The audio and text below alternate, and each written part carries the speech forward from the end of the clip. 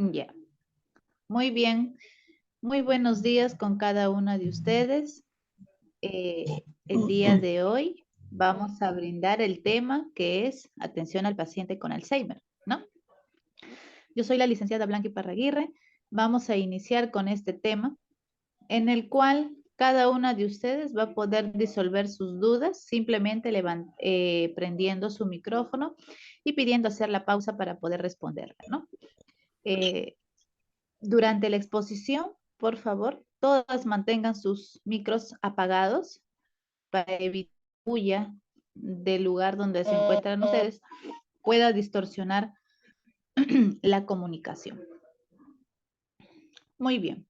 Entonces, muchos de ustedes saben que esta enfermedad, una afección al sistema,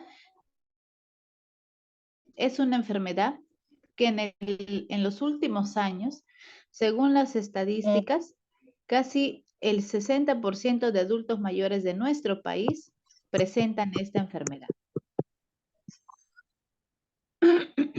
la cual es una afección a nivel de las neuronas, ¿no? En la cual es una enfermedad degenerativa que poco a poco va a llevar a la persona a ser totalmente para todas sus atenciones. Entonces, para nosotros tener los criterios, entender al paciente que padece de esta, es muy importante conocer qué es lo que pasa dentro del organismo de esta pacientita, de esta adulta mayor. ¿Por qué mi paciente presenta rabietas? ¿Por qué mi paciente escupe? ¿Por qué mi paciente tiene cambios emocionales? ¿Por qué se olvida? Muchas cosas. Entonces, todos estos síntomas tienen un porqué.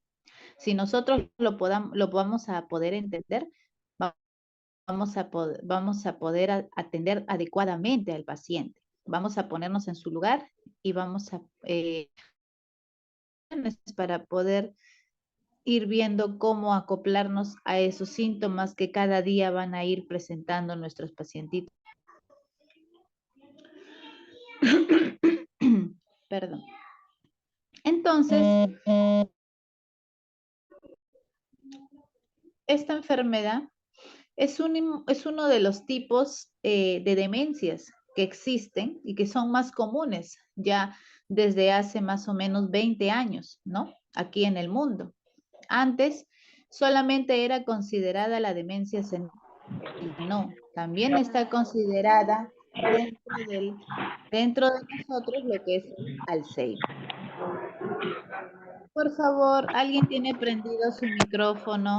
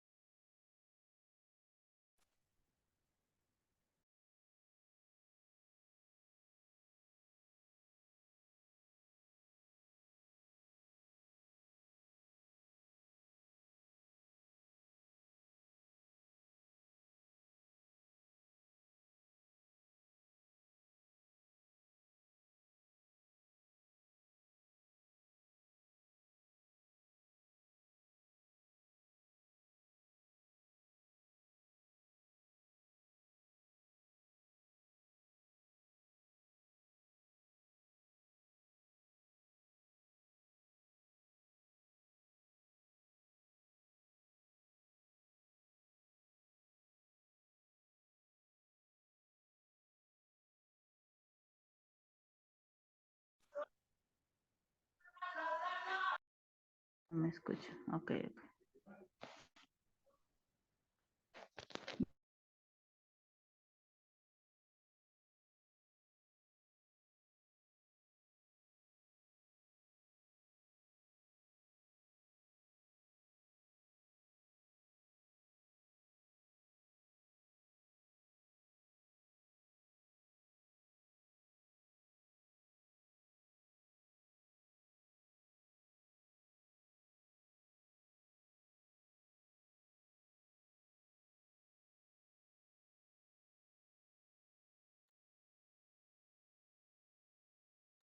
Muy buenos días.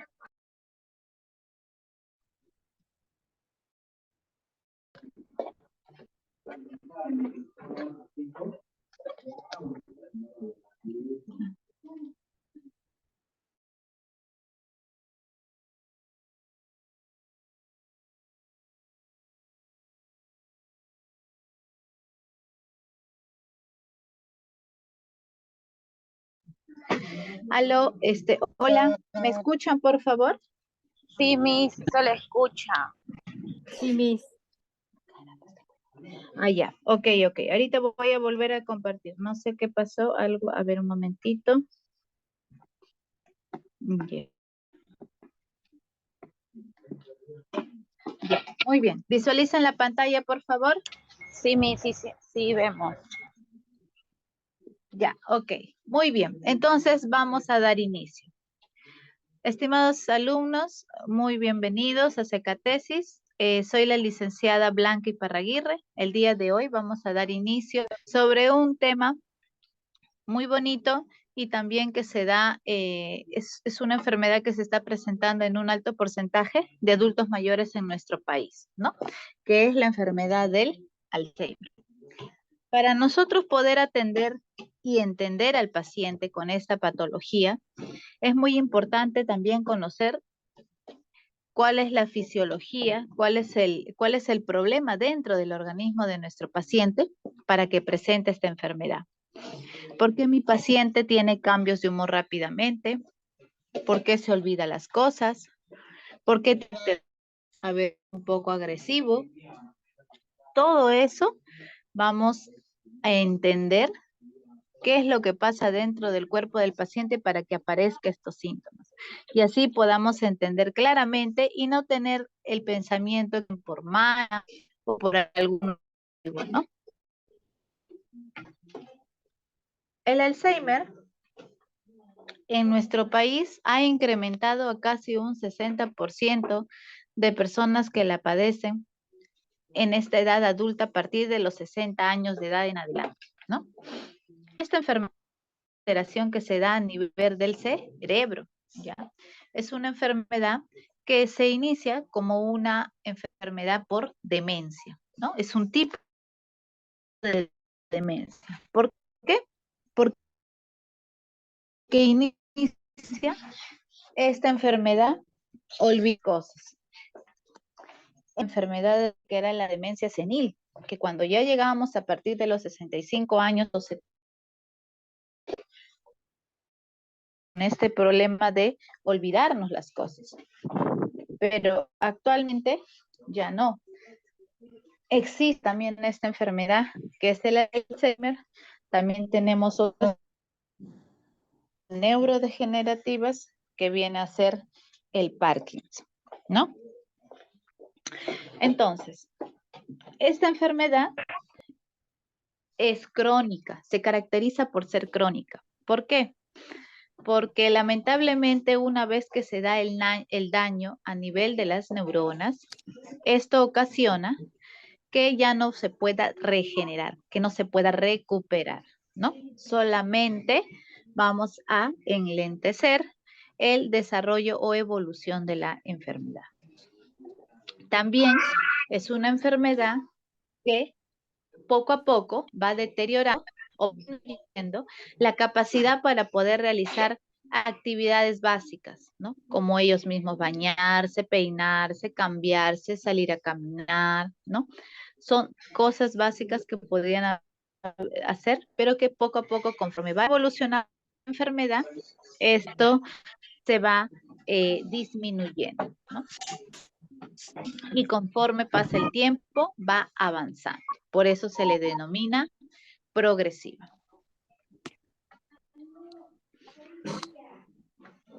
Compromete, esta enfermedad de alguna manera va a comprometer o qué incluye dentro de estos, qué cambios vamos a nosotros a poder observar, son los cambios cognitivos, en la cual nosotros vamos a ver todo lo que es las emociones, vamos a ver emociones en la parte de alegría, en la parte de la tristeza, en la parte de la ansiedad, ¿no?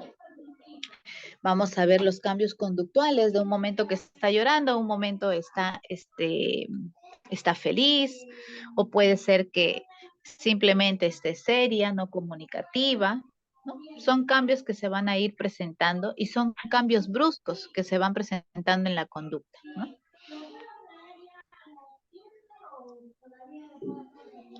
Y tenemos también lo que es la afección a las actividades de la vida diaria.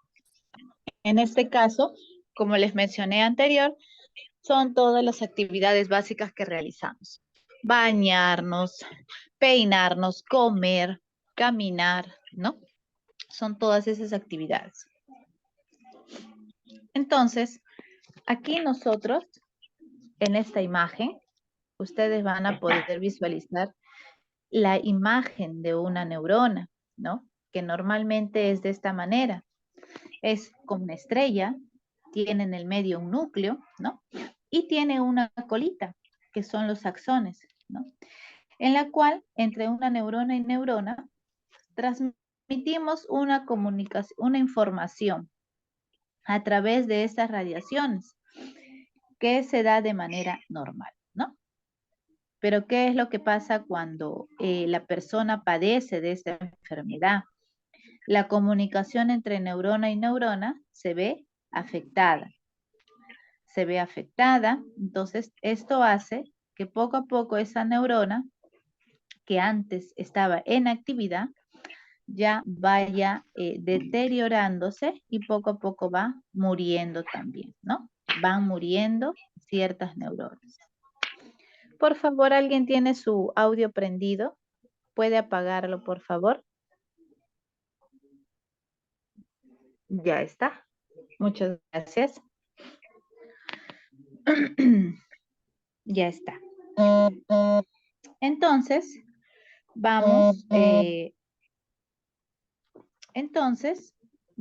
a esta comunicación, esas actividades que va a realizar mi paciente, ¿no? Sabemos que nuestro cerebro es el que ordena, por ejemplo, yo siento calor, es el que ordena mi cuerpo, a mis glándulas sudoríparas, para sentir ese calor y empezar a, ¿qué? A sentir el sudor, ¿no? O por ejemplo, me pinché con una aguja, el cerebro inmediatamente emite una orden para que yo sienta dolor justo en esa zona donde me pinché. Las emociones son iguales. Me acaban de dar un premio, me siento alegre, ¿no? Entonces, el cerebro también es el que emite una orden para que se produzca una sustancia y empecemos a sentirnos alegres. Y viceversa, si es tristeza y así todos los tipos de emociones que nosotros vamos a poder sentir. Entonces, este es el trabajo normal de cada una de nuestras neuronas, ¿no? Que ellas comuniquen y emitan órdenes a diferentes partes de nuestro cuerpo para poder reflejar nuestros sentimientos, nuestras emociones. Y en este caso, el umbral del dolor también. Pero cuando esta comunicación falla, ya no se va a generar eso. Por eso tenemos pacientes, ¿no? En el que tú tal vez le puedes dar una noticia, una noticia que alegre, ¿no? O tal vez que aparezca un hijo después de años y ella no siente nada. ¿Por qué? Porque esta comunicación se ha distorsionado, ¿no? Tal vez la neurona, que es la que está encargada de producir esa orden para que mi paciente sienta esta emoción, lo entienda, ya no está, ¿no? Entonces, desde ahí viene la falla. Eso es lo que quiero que me entiendan. Que nuestro cerebro, su función normal, es que cada neurona se comunique entre una y otra a través de la sinapsis, esta energía que se transmite de una neurona a otra, que se da entre la colita de los axones, que ustedes pueden visualizar ahí. Es la encargada de emitir todas las órdenes a nuestro cuerpo para poder reflejar nuestras emociones, dolor, todo ello. Pero si esta comunicación se ve alterada, ya no vamos a presentar esas emociones. Y esto es lo que pasa en el Alzheimer. Esta persona poco a poco deja de ser emotiva, poco a poco ya no tiene sentimientos de alegría o de tristeza, o no hay un orden. De pronto es algo que causa felicidad, pero ella no siente nada. o viceversa, ¿no? Entonces también hay una comunicación distorsionada, desordenada, no se emite la información de manera adecuada, ¿no? Entonces, esto es lo que pasa en la enfermedad del Alzheimer. Da de manera, estos daños, esta afección de la comunicación, aún no se encuentra al 100% un porqué de la aparición de esta enfermedad del Alzheimer. Pero sí hay un porcentaje en que reflejan que es por el nivel de estrés, ¿no? Ante mayor nivel de estrés y la poca habilidad para poder manejarlo, hace que se dañe esta función normal de las neuronas. A ello también podemos, también es propensa aquellas personas que ya hayan tenido tal vez un derrame cerebral o una parálisis cerebral, ¿no? Entonces, también son propensos a que lleguen a padecer esta enfermedad. Y un porcentaje también por la genética, ¿no? Por herencia. Por eso cuenta con los materiales más innovadores que solucionan los problemas más comunes. Un ratito, voy a apagar el audio de una. Voy a silenciar.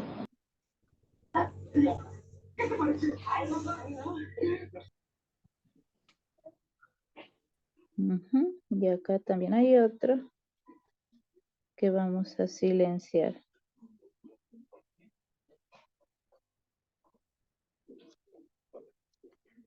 Ya está. Ya silencia a todos. Muy bien. Ahora sí. Entonces, ya he explicado qué es lo que pasa dentro del cuerpo del paciente, dentro del cerebro, para que pueda llegar a aparecer esta enfermedad, ¿no? La neurona se ve afectada, también van muriendo estas neuronas, ¿por qué? Por exceso de estrés, por falta de nutrientes también. Cuando tenemos malos hábitos de alimenticios y estamos en un estrés alto, pues esto incrementa, ¿no?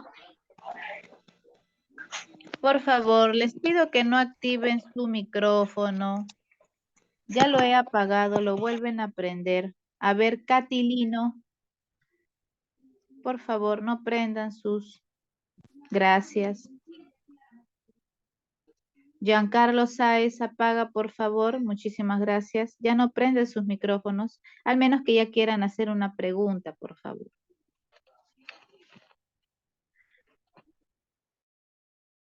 Todas estas sustancias son denominadas como neurotransmisores, ¿no? Son los que causan la comunicación a otro.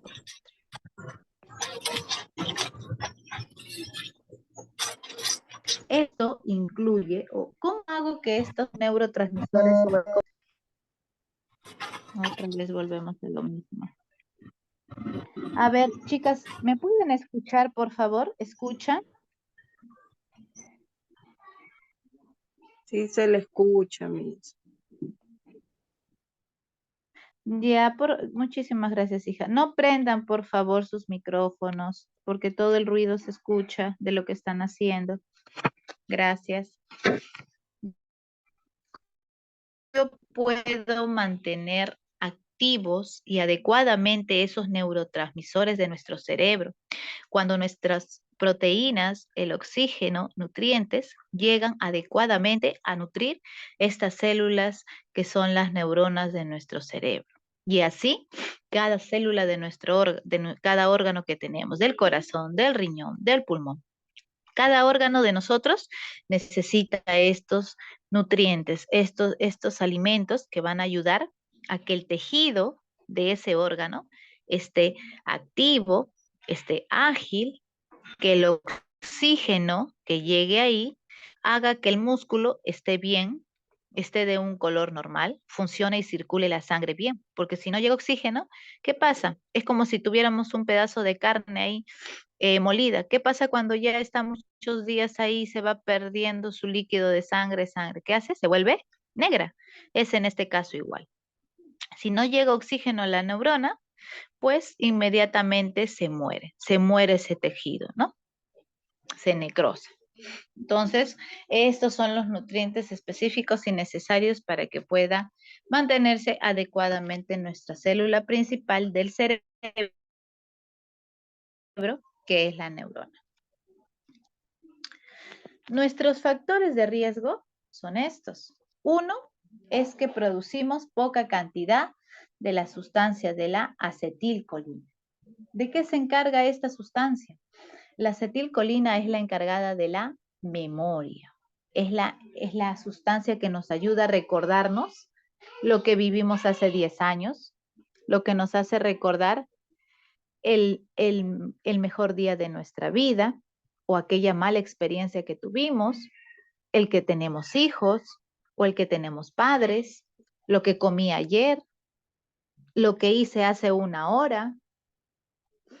Todo eso nos permite recordar esta sustancia que es la acetilcolina, ¿no? Entonces, cuando hay un déficit de esta sustancia, es donde se empieza a presentar esta afección.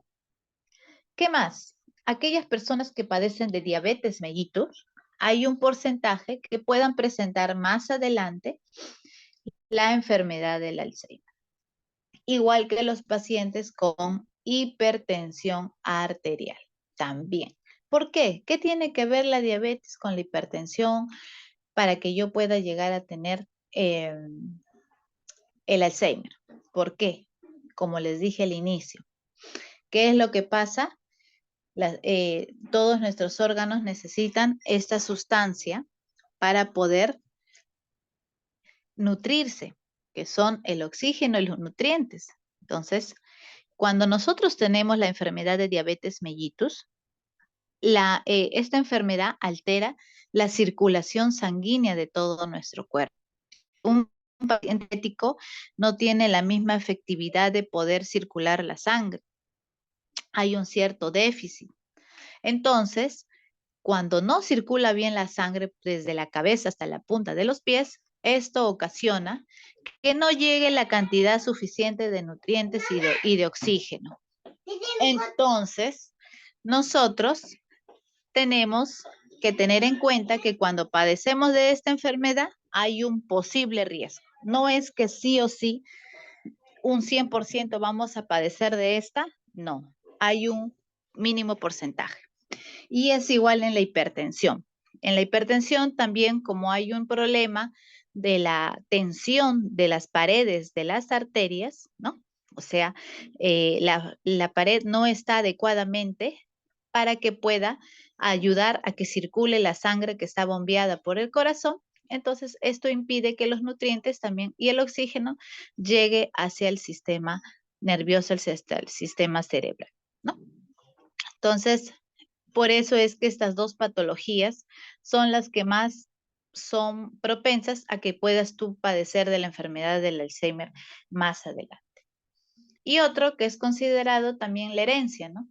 Han habido casos en que tal vez padres o uno de los padres que haya padecido del Alzheimer, hay también un porcentaje que uno de los hijos o los hijos puedan padecer de esta enfermedad, ¿no? Y también aquellas personas que hayan sufrido alguna enfermedad cerebrovascular, ¿no? Como les dije, una persona que ha tenido un derrame cerebral, una parálisis facial, una persona que haya sufrido una hemiplegia, o sea, que esté paralizado la mitad del cuerpo, ¿no? Todo lo que tenga en relación con la circulación sanguínea de nuestro cuerpo, de nuestra sangre, es un factor para que tal vez más adelante puedas padecer de esta enfermedad. ¿Vamos bien hasta el momento? ¿Me han podido entender para seguir avanzando? ¿Hay alguna pregunta o duda?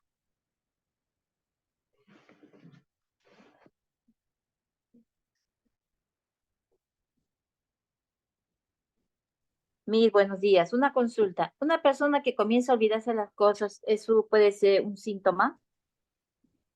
Por favor.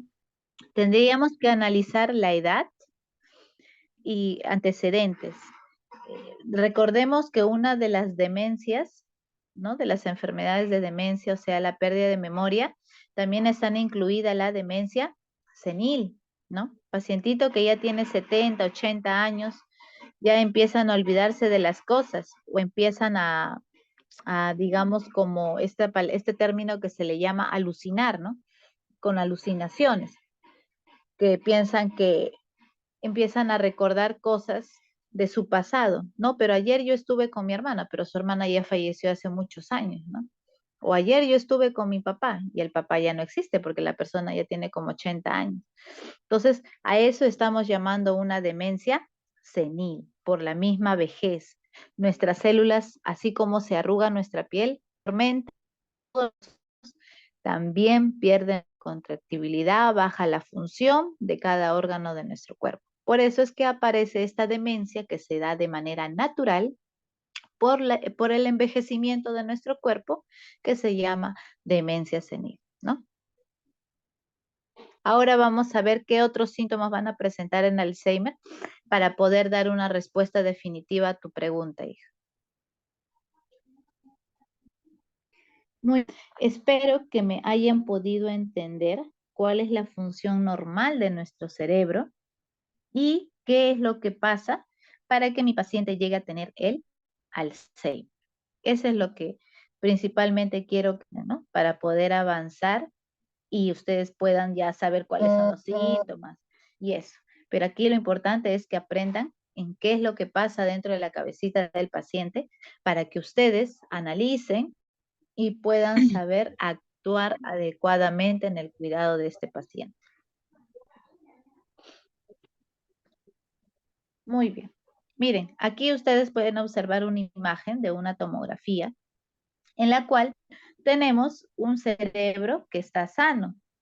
¿Cuál es la diferencia? Que este tejido tiene bordes definidos, tiene un aumento de la masa, ¿no? Tiene una coloración uniforme, viva, muy diferente al Alzheimer, ¿no? El cerebro de la persona que padece de esta enfermedad tiene un músculo cerebral o un tejido muscular mucho más contortuoso, no tiene bordes definidos, su volumen ha disminuido y tiene coloraciones oscuras, esa parte del tejido, ¿no? Entonces esto quiere decir que el tejido se va muriendo, ¿no? Se va muriendo ese tejido. Por eso es que se va tornando con esta coloración.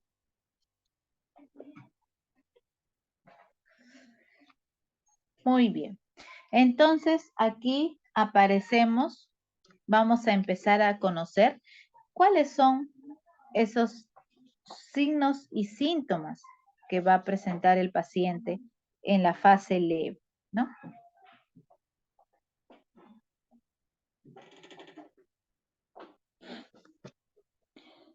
Tenemos 5 puntos que se ven afectados en esta enfermedad, que es la memoria, el comportamiento, el lenguaje, la actividad física y las actividades de la vida diaria, ¿no? Eso es lo que se ve. Entonces, a esta enfermedad, es la fase leve, la inicial, la principal. En el caso de la memoria, aquí se ve afectada. Sí puedo hablar, ¿no? En pocas situaciones. ¿Sí puedo hablar? Olvidan. ¿Este es el micrófono? ¿Sí? ¿Va a ser alguna pregunta? Buenas. ¿Alguien estaba activando su micrófono? Tal vez desea hacer alguna consulta. Sí, buen día. Una consulta para los pacientes de Alzheimer de tercer grado. También podría presentar, bueno, con demencia senil, también Parkinson. A ver, tú me dices que un paciente con Alzheimer en la tercera fase, ¿verdad? Sí, Miss. ¿Qué es esto? Ya, que ya el paciente con tercera, en fase 3, presenta demencia senil. ¿Eso es lo que me estás preguntando? Bueno, Miss, una consulta. Lo que pasa es que yo soy cuidadora de paciente adulto mayor Mi paciente es de tercer grado o tercera fase de Alzheimer con demencia senil y está presentando como síntomas de Parkinson en lo que es todo lo que es su mano.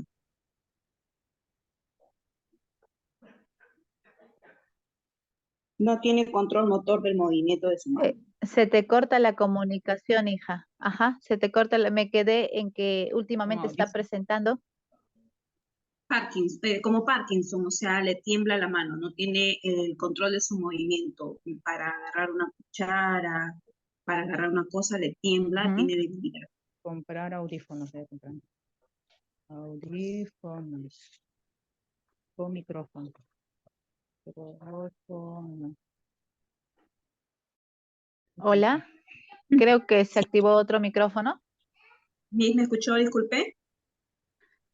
Sí, a ¿Me ver, escuchó? te repito lo que te pude entender. Sé que tienes un pacientito con Alzheimer en la tercera fase y Sí, que últimamente está presentando temblores sí, involuntarios, ¿no? Movimientos así involuntarios es. en este caso, y Ajá, que sí, quiere saber si tal vez puede ser que sea la enfermedad de Parkinson, ¿verdad? exacto. Sí, Miss. Ya, sí, exactamente. Muchas de las personas adultas mayores a veces inician con la enfermedad del Alzheimer y luego poco a poco va apareciendo lo que es esta enfermedad del Parkinson. Exactamente. La característica de la enfermedad del Parkinson es de que va apareciendo estos movimientos involuntarios, ¿no? En los cuales vamos a perder el control de la movilidad de nuestros, o la coordinación de nuestros movimientos en este caso, ¿no? ¿Pueden llegar a presentar las dos juntas? Sí, pueden llegar. Hay muchos casos en que ambas enfermedades se pueden presentar en un solo paciente. La demencia senil, por la misma edad adulta mayor, a partir de los 70 años en adelante, se presenta, ¿no? Pero en este caso, lo que él más se va a ver, o en la persona que padece de la enfermedad de Alzheimer, es ya los síntomas de esta propia enfermedad. Porque la de la demencia senil es más lenta. Tenemos pacientitas de 90, 95 años que aún se acuerdan toditito, ¿no? No es tan memoria. En cambio, en esta persona que ya padece, un adulto mayor que padece de la enfermedad del Alzheimer, ahí sí, la pérdida de la memoria es mucho más brusca, más rápida, ¿no? ¿Pude responder a tu pregunta? No, no se Sí, Miss, gracias. Sí, Miss. Buen día, ¿me escucha, Ya. doctora? Buen día, ¿me escucha? Sí, sí, le escucho. Sí, Muy sí, le amable. escucho. Dígame. Respecto a los neurotransmisores del cerebro que usted mencionó, que influye bastante darle a los adultos mayores los nutrientes adecuados, ¿usted podría, por favor, recomendar qué tipo de alimentos que contengan esos nutrientes adecuados se les podría dar?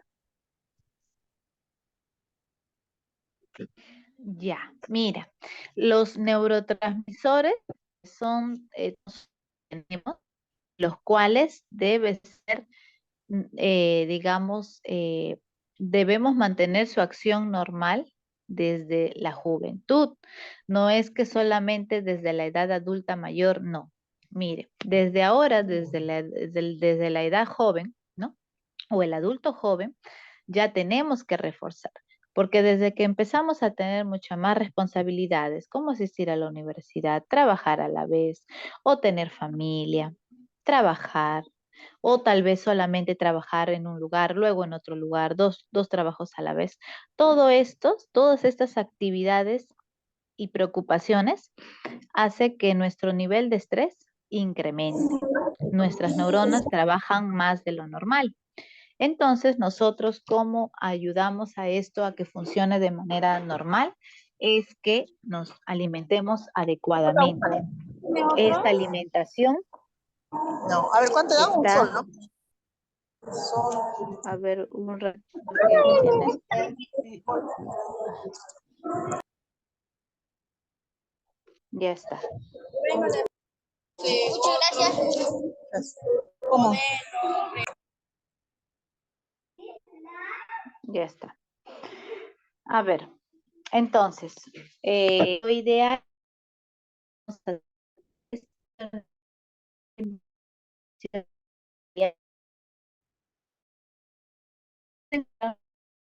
proteínas,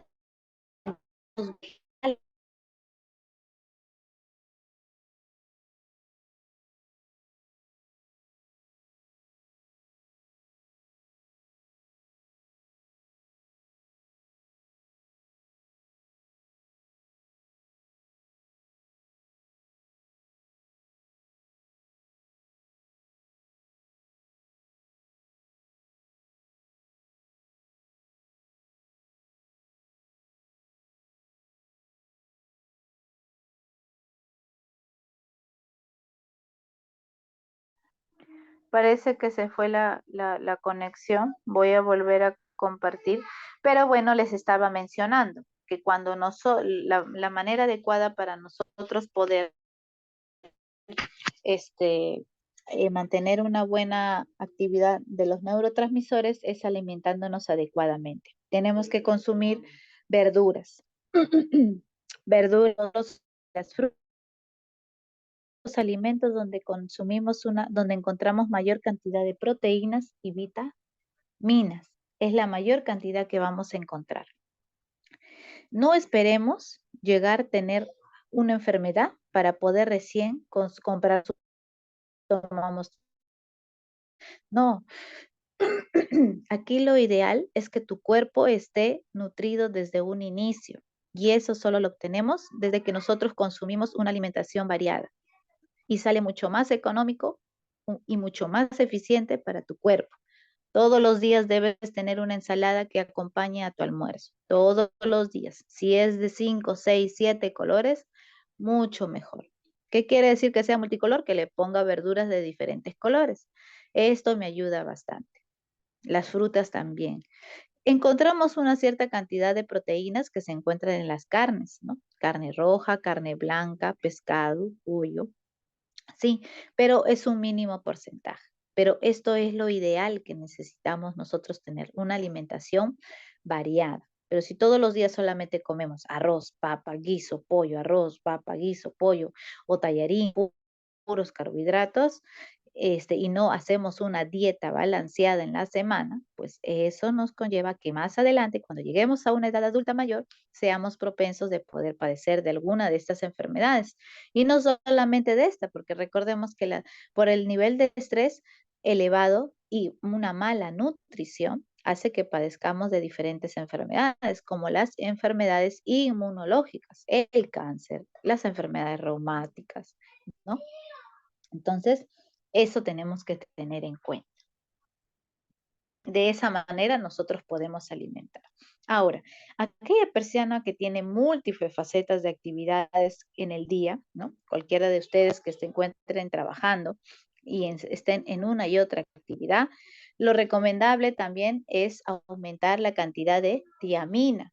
La tiamina es la vitamina B4, que es la encargada de ayudar a regenerar esas paredes de las neuronas.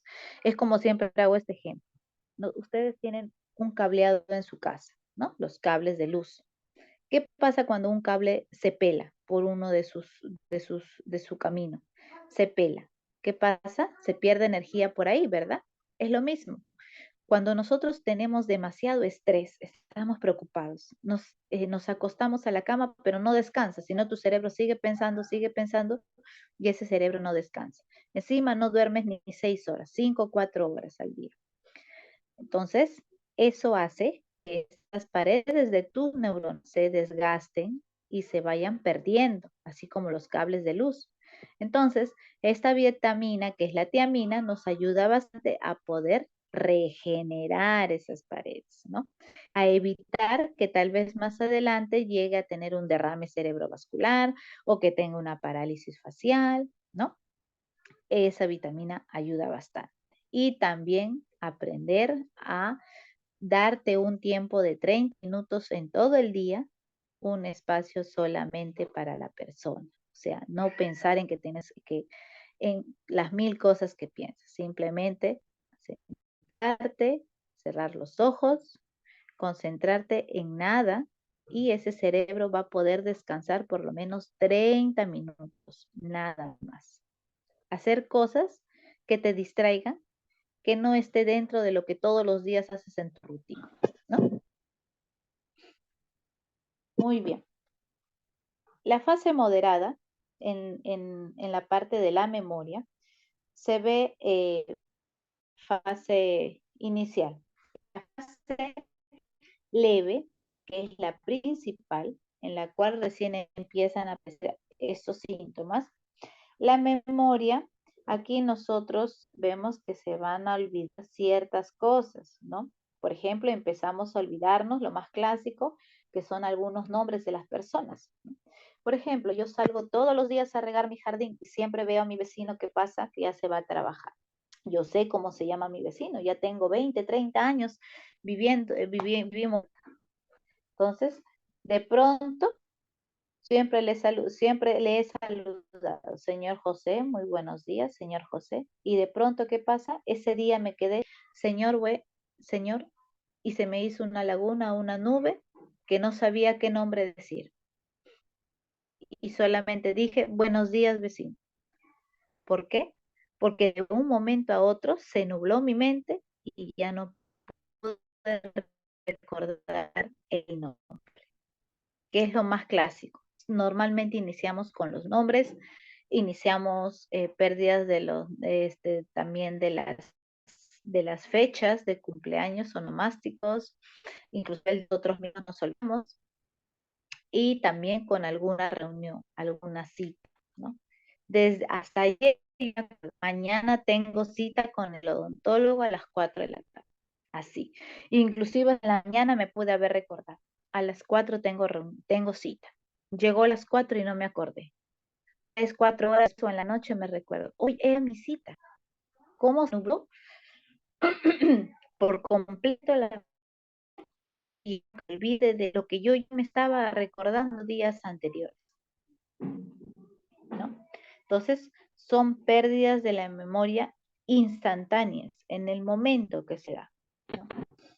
Solamente son pocas, no es mucho lo que se va perdiendo. En relación al comportamiento, hay cambios de humor, ¿no? Aquí ya vamos empezando que ese carácter que normalmente reflejaba, pues se va a ir viendo, se va a ir cambiando un poco. Se enfada hasta que pierde el control de lo que está haciendo. Por ejemplo, esta persona se dedica a las manualidades. Siempre hace un bordado, le gusta bordar y ha hecho miles de veces ese tejido. Pero de pronto empieza a salirle mal, porque ya se va olvidando ciertas cosas que hacía y ya no le está saliendo igual. Entonces, la persona rápidamente se enfada. A veces pierden el control, reniega demasiado, cosa que antes no lo hacía. ¿Qué hacía? Lo desconocía y lo volvía a intentar. En cambio ahora no. ¿Por qué? Porque ya no puede recordarse. A veces ya no sabe cómo seguir avanzando. Por eso es que ya no encuentra tal vez una solución. Entonces se dan cuenta, este es un síntoma que se da por la misma enfermedad. No es que mi paciente, uy, no, este viejito es así, es muy renegón, que eso, no, es la misma enfermedad.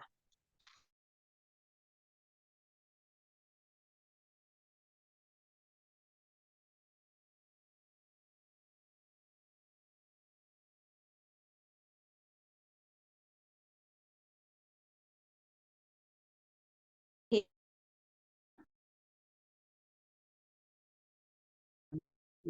tiene a contar, ahí conversando de un tema, que no sabe, ¿no? Es como yo le diga, mamá, ¿qué tal? Ayer te fuiste con mi papá al lugar.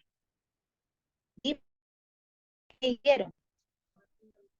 Ella empieza a contar, empieza a narrar, pero de pronto ya no sabe cómo seguir contando, porque no encuentra las palabras adecuadas para poder hacerse entender, ¿no?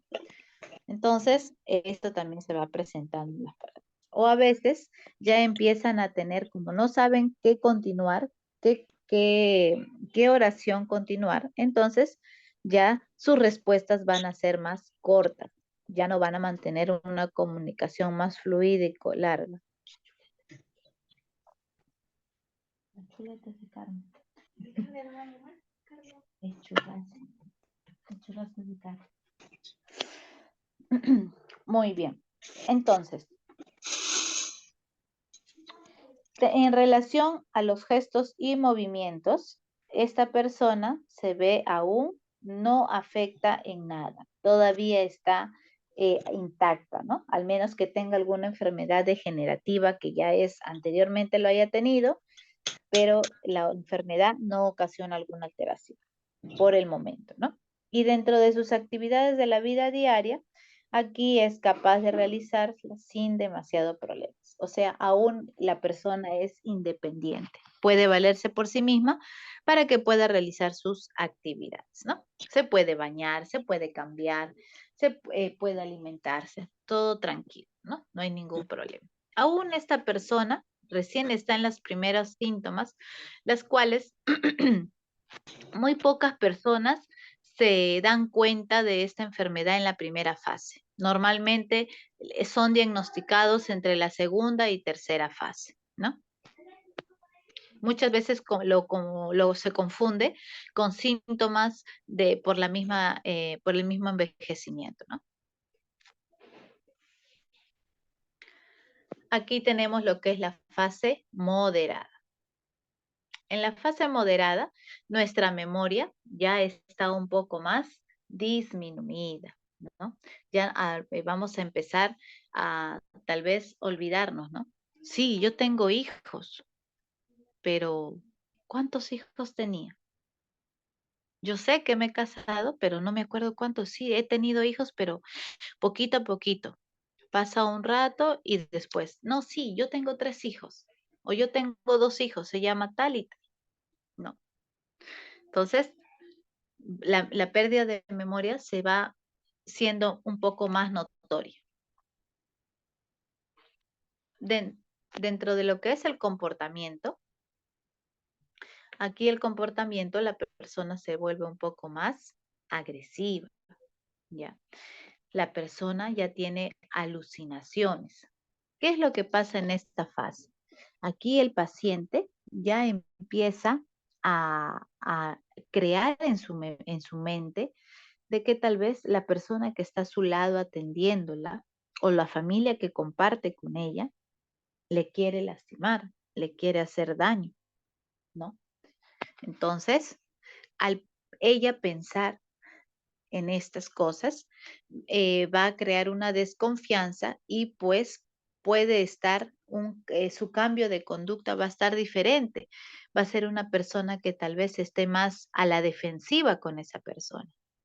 Tal vez no va a querer ni que le alcance un vaso con agua, o no va a querer que la acompañe a hacer sus cosas o que la ayude, nada. ¿Por qué? Porque en su mente está de que esa persona le quiere hacer daño. Obviamente que no va a querer confiar en ella, ¿no? Entonces, es ahí donde empieza a aparecer los problemas porque ya se dan las alucinaciones. Puede ser una persona que responda a ello con agresividad, como puede ser aquella persona que solamente se llene de miedo, de temor, de terror y se vuelva ansiosa. También esta persona, por los mismos cambios emocionales o cognitivos, va a ser un poco, se va a poner un poco fatigada, ¿no? Ahí vemos lo que es la ansiedad, ¿no? Puede ser un llanto explosivo o un momento de pánico, también puede presentar nuestra pacientita ya en esta fase, ¿no? Tenemos lo que es el lenguaje y la comprensión, ¿no?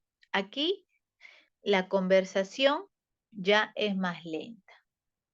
La persona nos conversa o nos responde lentamente, ¿no? Sí, ya no me gusta esa comida, ¿no? Está más lento. No es como cuando nos digan, no sabes qué, esa comida no me gusta, yo prefiero comer esto, ¿no? ¿Tú qué opinas? Es diferente. Ya no hay una comunicación tan fluida, ¿no? Es más, y a veces ya está comentando algo, pero no lo culmina, ¿no? Está contando algo, pero no lo culmina. Se quedó ahí, no da la información completa, ¿no? O a veces también para tratar de ayudarse a poder completar esa información o la oración, el paciente empieza a repetir. Sí, yo comí. Sí, yo ayer comí. Sí, pero yo comí. Pero no dice qué comió, ¿no? O sea, no sabe qué continuar. Tenemos los gestos y los movimientos. Sí me escuchan, ¿no?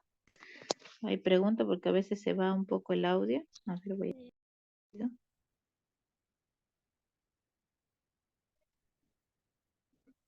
Ya, sí estamos bien. Ok, muy bien, continúo. Entonces, ¿qué es lo que pasa en el movimiento? En el movimiento, aquí el paciente va a perder el equilibrio, ¿no? Aquí ya empezamos con estos pequeños problemas. Como ya...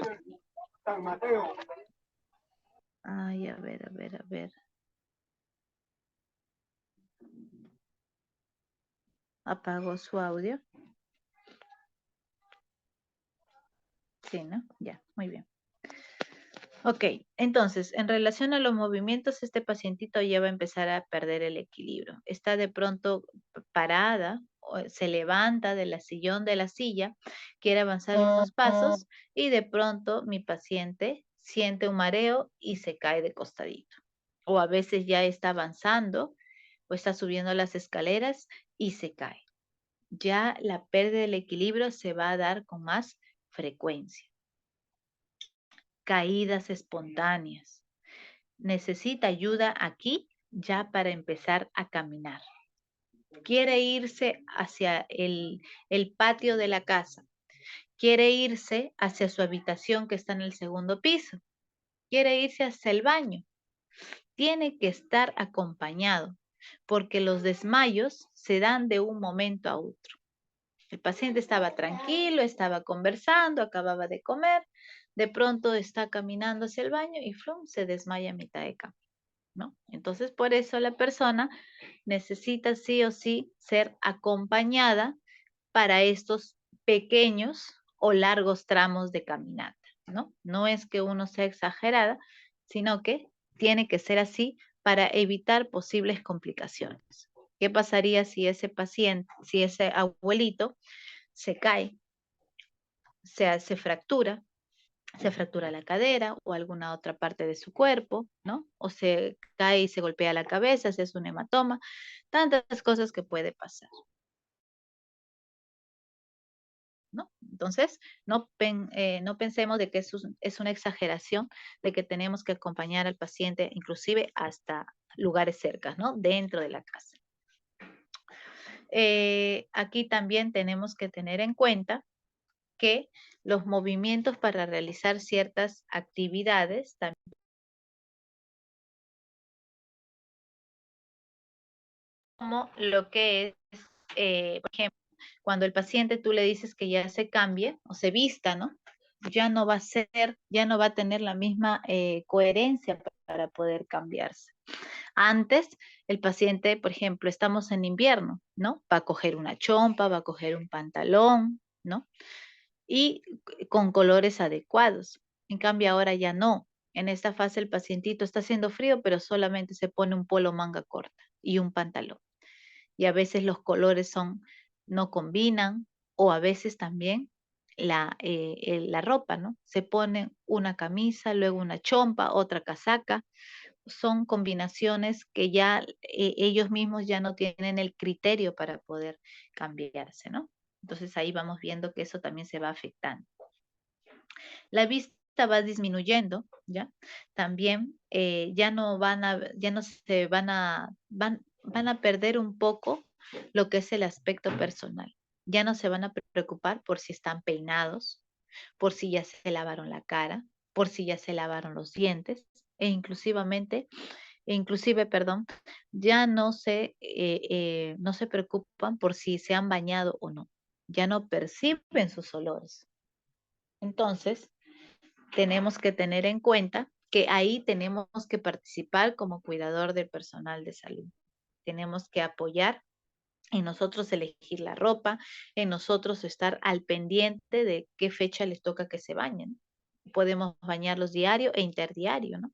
Entonces, de esa manera vamos a estar atentos. ¿Por qué? Porque ellos mismos ya no van a, o sea, dentro de su mente, dentro de su cerebro, ya no notan esta falta, esta necesidad, como antes, ¿no? No, esta persona siempre paraba bien peinadita, que iba a estar con el pijama, por más que esté en casa esta abuelita, nunca andaba con pijama, se cambiaba, se arreglaba, se pintaba, ahora ya no. Ahora anda con la misma ropa todo el día, 2 días.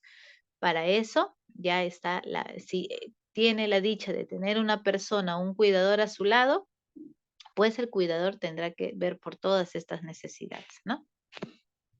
Entonces, si nos damos cuenta en la segunda fase del Alzheimer, pues ya presentan síntomas mucho más marcados, ¿no? En las cuales ya vemos las grandes deficiencias Y y el el más grueso, avance de la enfermedad. que son de doble, son más Es gruesos. por eso que normalmente Además, ambas en caras, esta sí, fase, por ambas caras favor, apaga tu audio, se escucha toda tu conversación. Gracias. Apaga tu audio. Ya. Entonces, en esta fase ya es donde la mayoría de pacientes son diagnosticados, ¿no?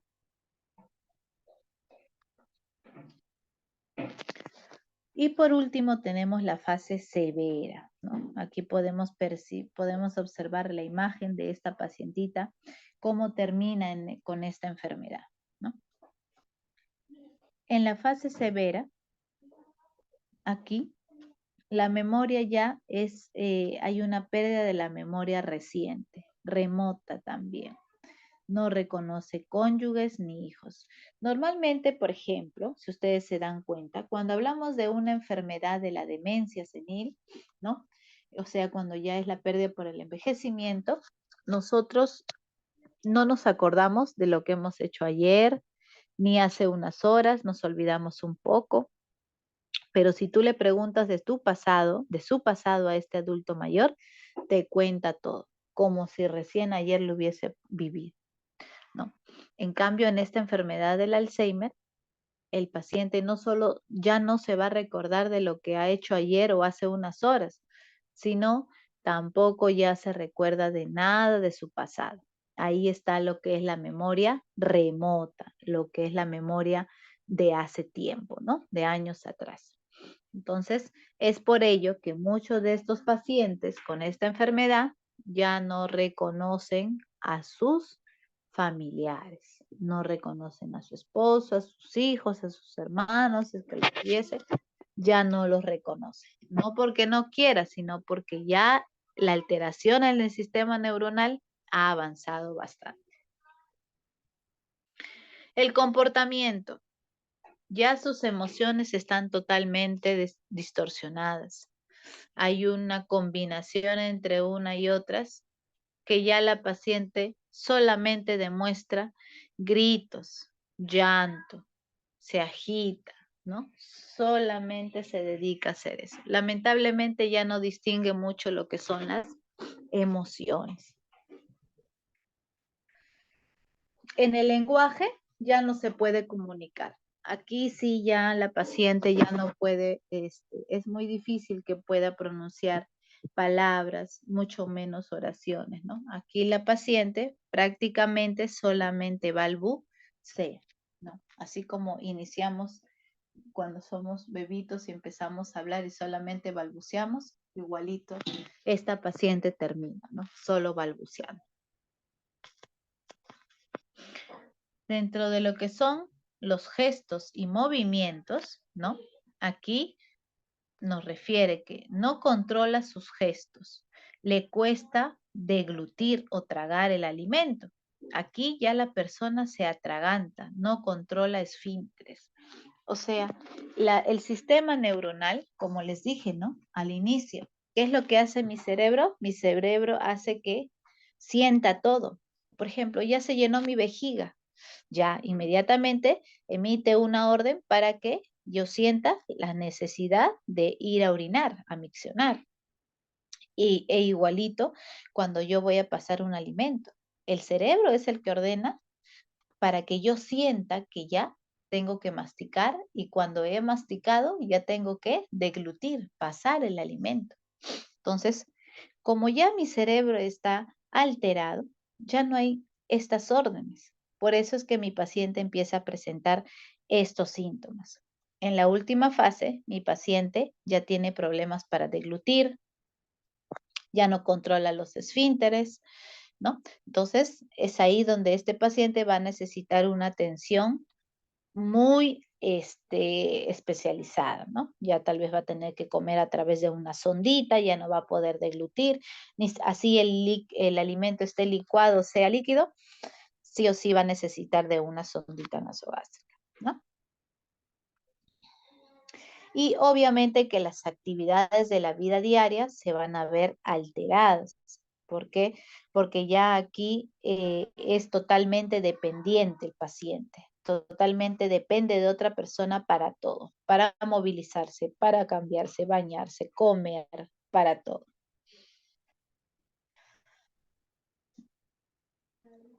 Aquí el paciente ya termina en una fase de lo que es la postración. El paciente sí o sí siempre permanece en cama, ya está postrado, ¿no?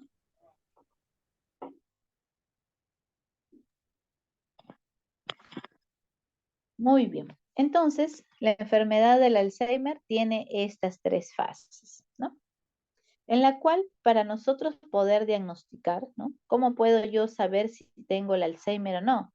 Uno de ellos es a través de una tomografía, en la cual ahí se va a poder observar cuál es el estado de nuestro cerebro, ¿no? Entonces ahí sale en la imagen cómo está nuestro cerebro, ¿no? Es uno de los primeros medios de diagnóstico que podemos tener. Prácticamente es el eficiente, ¿no? No solamente por la sintomatología, uno de ellos es la clínica, ¿no? Que son los síntomas, pero se da un diagnóstico definitivo ya con la imagen de esta tomografía o resonancia también, cualquiera de los dos puede ser. El tratamiento, ¿no? El tratamiento para el Alzheimer varía porque vamos a presentar tratamientos como para los síntomas de la conducta y estado emocional, ¿no? Normalmente estos fármacos van a ayudar, ¿para qué? Van a ayudar a que el progreso de la enfermedad se disminuya, no avance con rapidez.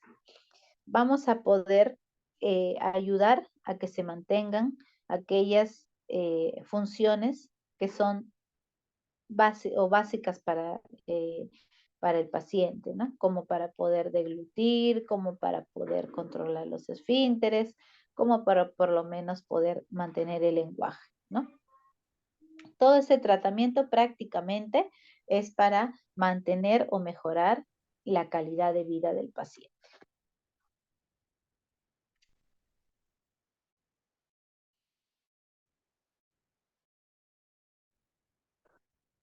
Y el tratamiento oncológico, ¿no?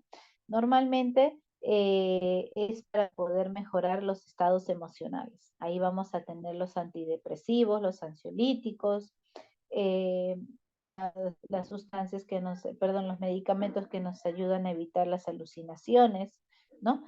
Normalmente estos fármacos son para el cambio, el tratamiento no farmacológico es el que va a ayudar en la memoria o en las otras actividades.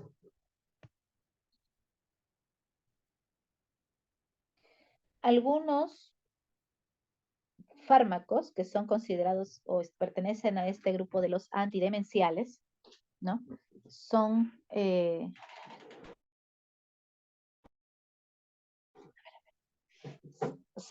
los antidemenciales, encontramos lo que es la conesterasa, son, eh, son fármacos que van a estimular la producción de la acetilcolina, ¿no? Que nos ayudan a producir estas sustancias para mantener la memoria. Tenemos lo que son los antagonistas de gluconato, donde noradrenalina, son todos los más cortos para esta enfermedad, ¿no? ¿Y en qué se basa el tratamiento no farmacológico?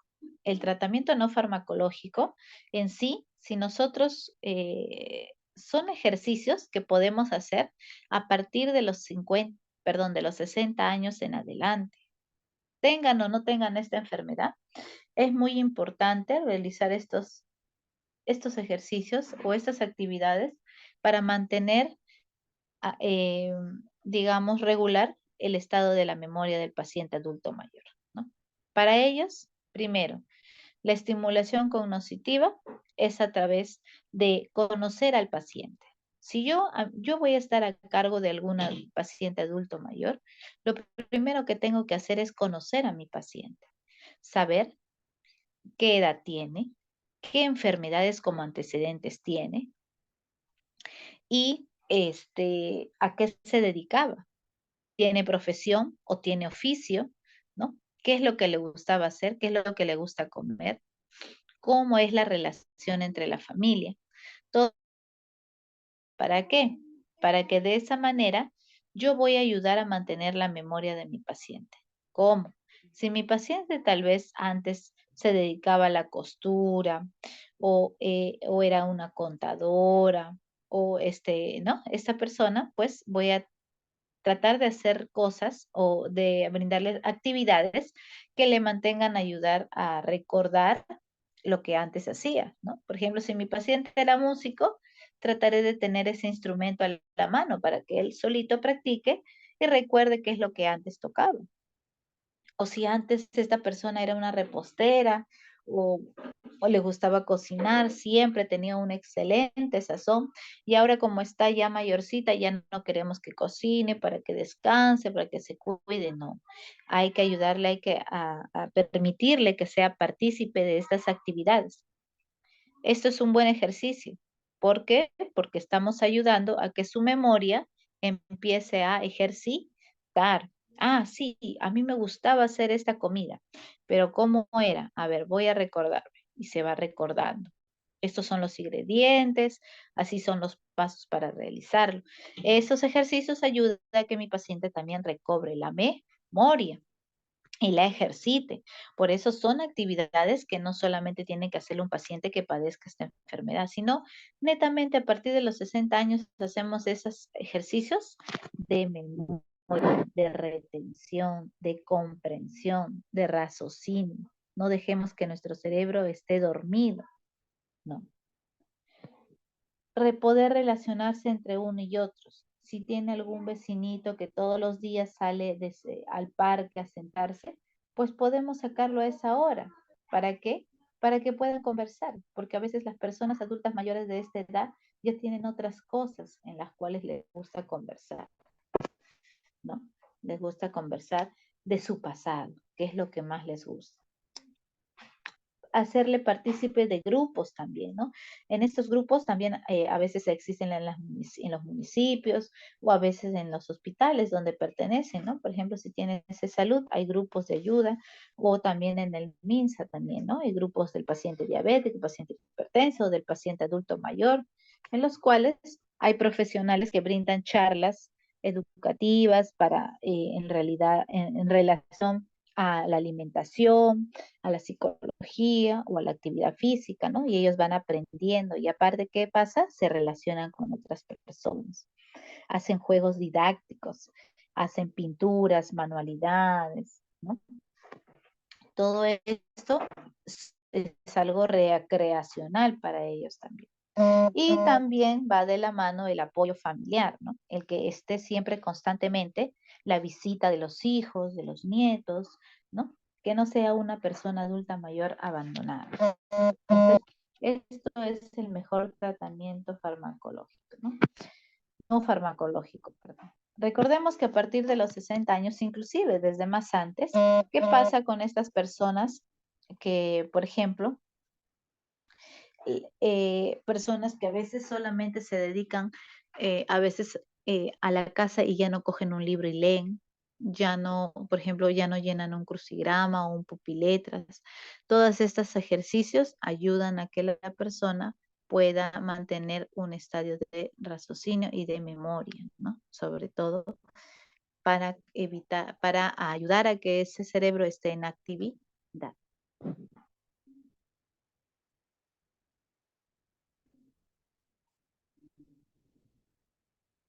¿Cuál es el pronóstico? La rapidez con la cual empeora esta enfermedad va a ser, de alguna manera, va a ser diferente entre cada paciente, ¿no? Cada organismo del paciente va a ser diferente. Algunos avanzan más rápido, otros más lento, otros les va muy bien el tratamiento y por eso los síntomas van apareciendo con más lentitud, ¿no? Entonces, es independientemente del mismo organismo del paciente. Los pacientes con mal de Alzheimer con frecuencia mueren antes de lo normal, ¿no? Normalmente a veces viven 3, 4 años de haber sido diagnosticados, como también tenemos pacientes que duran 10 hasta 20 años después de haber sido diagnosticados, ¿no? Entonces, depende del pacientito. La última fase de la enfermedad puede durar desde unos meses hasta varios años. Claro, el paciente que se encuentra en fase 3, en la última fase, en la fase severa, hace de que mi paciente pueda durar algunos meses. ¿Por qué duran pocos meses? A ver, ¿por qué? Porque a veces este paciente no tiene la suerte de tener una persona que se dedica a él, ¿no? ¿Qué es lo que pasa en la tercera fase? El paciente ya no deglute, ya no come. ¿Cómo va a ser? Va a tener que comer a través de ¿qué? De una sonda. Ya no controla esfínteres. Ese paciente se puede orinar en su cama y puede estar mojado ahí. Se moja, se moja. Si es un pacientito que no tiene quien lo vea, le va a dar una neumonía. No va a morir por la enfermedad, sino se va a morir rápidamente. ¿Por qué? Por otras cosas, por complicaciones. Se va a morir porque no come, está desnutrido.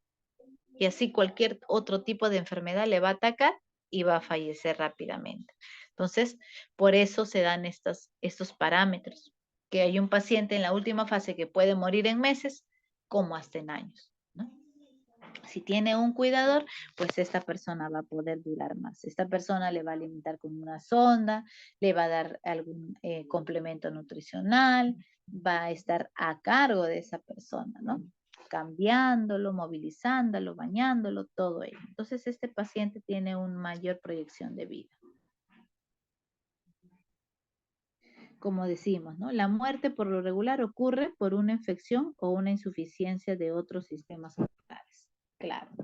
Conforme todos los órganos se van alterando, poco a poco por falla de algún órgano, este paciente va a llegar a fallecer también. ¿Cuáles son las complicaciones de padecer de esta enfermedad? Primero es que se pierde la capacidad para poder cuidarse a sí mismo. Conforme vamos avanzando de fase, el paciente se vuelve cada vez más dependiente, ¿no? Úlceras de decúbito. Si es una persona que no le atienden, no la movilizan, no le cambian, no la bañan y se mantiene 12 horas, varias horas en la misma posición, esto hace que el paciente pueda presentar estas manchas por presión y luego se conviertan en unas úlceras, ¿no? En unas heriditas. Y las úlceras se complican y llegan a fallecer también por eso, ¿no? Pérdida de la capacidad para interactuar, ¿no? El paciente ya no se encuentra con ánimos para poder conversar con otra persona, prefieren estar solos, ya no hablan, o a veces también, dependiendo de la fase, es que ya no va a poder hablar tampoco, no va a saber qué decir, simplemente va a decir sonidos, ¿no? Va a emitir sonidos o se va a dedicar a llorar nada más. Desnutrición y deshidratación, ¿no? Como les dije, si nadie le coloca una sondita a ese paciente se va a morir por desnutrición, deshidratación. Insuficiencia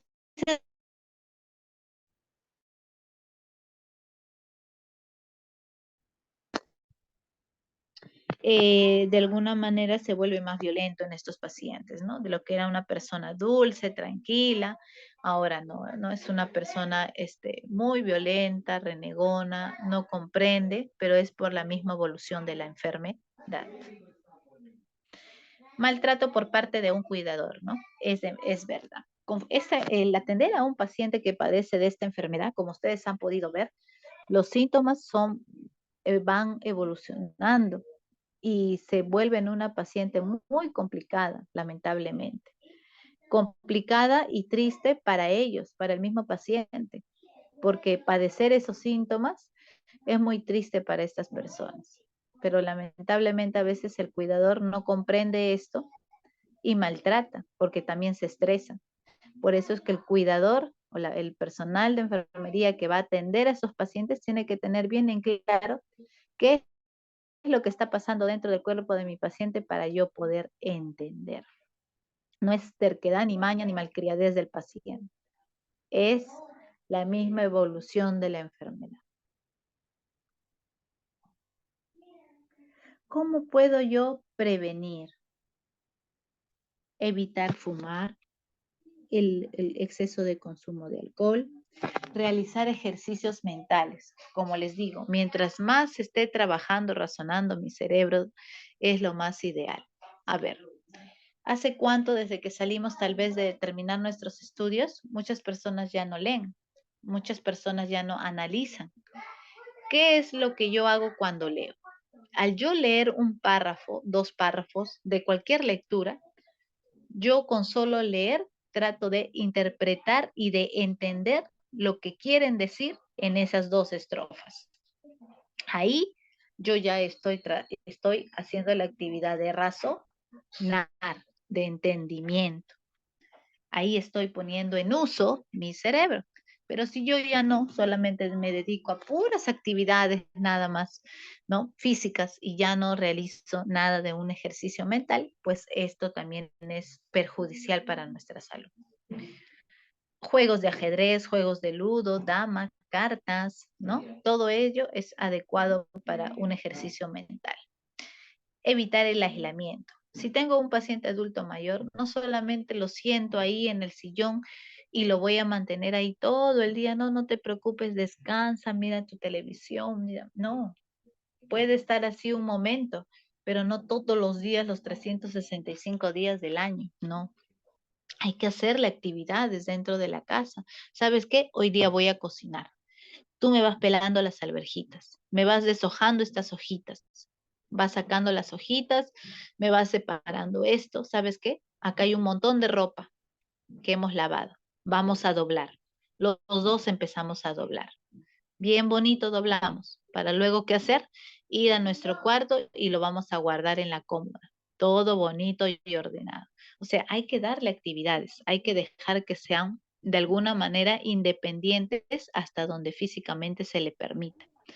Si nosotros vamos a tener a nuestro paciente adulto mayor ahí solo, en un solo lugar, viendo televisión y creemos que eso es lo ideal para ellos, no, al contrario, estos pacientes se sienten más inútiles, ¿no? Hay que brindar actividades acorde a su estado físico. Control de la enfermedad de diabetes mellitus, hipertensión, colesterol y aquella otra enfermedad que pueda ser de comorbilidad, ¿no? Hacer ejercicios y control de la obesidad. Siempre podemos hacer ejercicios pasivos. Ahora que existe bastante lo que es la tecnología, podemos poner en la televisión, que ponemos en el YouTube, ejercicios pasivos. Lo pongo al pacientito con una música de fondo, ahí mismo te dice, ¿qué ejercicios hacer? Levanta las manos, baja las manos, las estiras, las piernas las levantas, te pones atrás de la silla, te agarras de la silla. Hay diversos ejercicios que mi paciente puede hacer. Solamente hay que programarse, hay que organizar el horario para que realice estas actividades el paciente. Hacer caminatas de 30 minutos, 20 minutos. Vamos al parque, vamos a dar una caminata o vamos a dar una vuelta a la manzana, ¿no? Eso ayuda bastante también.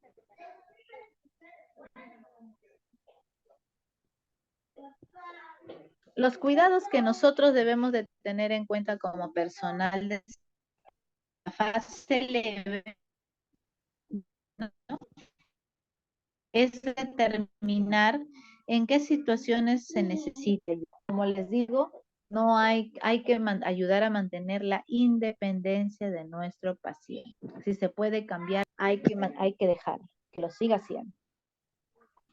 Hay que ayudar también a que mantenga un buen patrón del sueño, ¿no? O sea, ya es la hora de descansar, ya apagamos las luces, hemos ayudado que durante la tarde haya tenido bastantes actividades para que de alguna manera también se sienta cansado y pueda descansar. Recordemos que el adulto mayor ya no va a dormir hasta las 7, 8 de la mañana, ¿no? El adulto mayor va a descansar a veces hasta las 5 de la mañana. Ya pierde el sueño temprano, ¿no? Entonces, por eso es que sus horarios de ellos va siendo diferentes. Hay que ver qué actividades más puede realizar.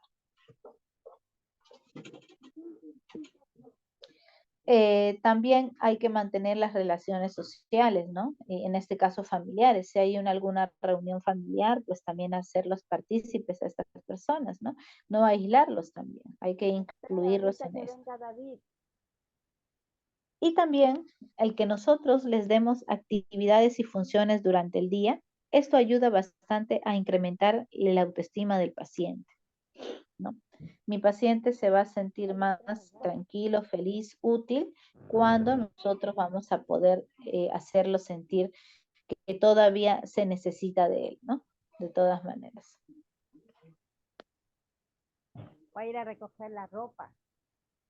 En la fase moderada, aquí nosotros ya tenemos que estar atentos como cuidadores a prevenir ciertas lesiones. Tenemos que disminuir aquellos procesos, por ejemplo, de caídas, ¿no? Ya habíamos dicho que en la segunda fase el paciente ya hay pérdida del equilibrio, desmayos frecuentes. Entonces nosotros, ¿cómo lo evitamos? Acompañando siempre al paciente, ¿no? Siempre en ese caso.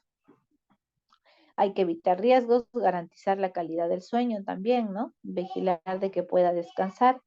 No dejarlo toda la mañana que esté viendo televisión y de pronto se quede dormido, ¿no? Hay que darle una actividad, algo que hacer para que no le dé el sueño y así en la noche pueda descansar.